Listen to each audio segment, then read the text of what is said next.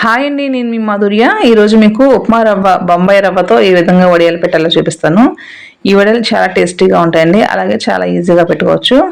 Okay, ఇప్పుడైతే ఒక mixie jar తీసుకొని అందులో ఒక 5 ఎండుమిర్చి వేసుకొని, అలాగే ఒక స్పూన్ జీలకర్ర కూడా వేసుకొని మిక్సీ పట్టుకోవాలి. ఈ విధంగా మిక్సీ పట్టి పక్కన ఉంచుకోండి. ఇప్పుడు ఒక మందపాటి పాత్ర పెట్టుకొని స్టవ్ ఆన్ చేసుకోండి. అందులో ఒక 8 గ్లాసుల వరకు కూడా వాటర్ వేసుకోండి. ఈ విధంగా వాటర్ వేసిన తర్వాత మనం ముందుగా మిక్సీ పట్టి ఉంచుకున్న ఎండుమిర్చి జీలకర్ర పౌడర్ వేసుకోవాలి.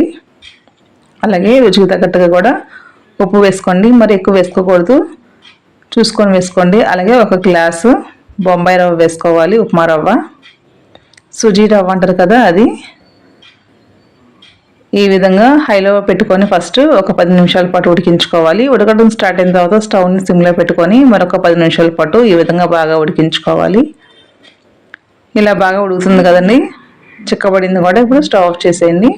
ఇక్కడ నేను వడియాల్ని ప్లాస్టిక్ కవర్ పెడుతున్నాను, అందుకని ఉడికించిన తర్వాత ఈ పిండిని కాస్త చల్లారిన తర్వాత గోరువెచ్చగా ఉన్నప్పుడు పెడుతున్నాను. ఒకవేళ మీరు క్లాత్ మీద వడియాలు పెడితే కనుక పిండి ఉడికించగలని వేడివేడిగా ఉన్నప్పుడే పెట్టుకోవచ్చు. ఈ విధంగా వడియాలన్నీ వేసుకొని మీకు ఏ సైజులో కావాలంటే ఆ సైజులో వేసుకొని ఈ విధంగా పలచగా వేసుకోండి. వడియాలు పలచగా వస్తాయి చక్కగా.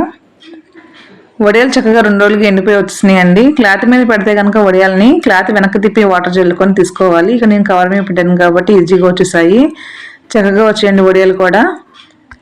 వీటిని ఫ్రై చేద్దాం.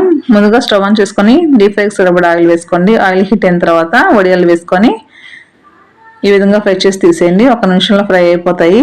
చాలా కరకరలాడితే క్రిస్పీగా ఉంటాయండి వడియాలు.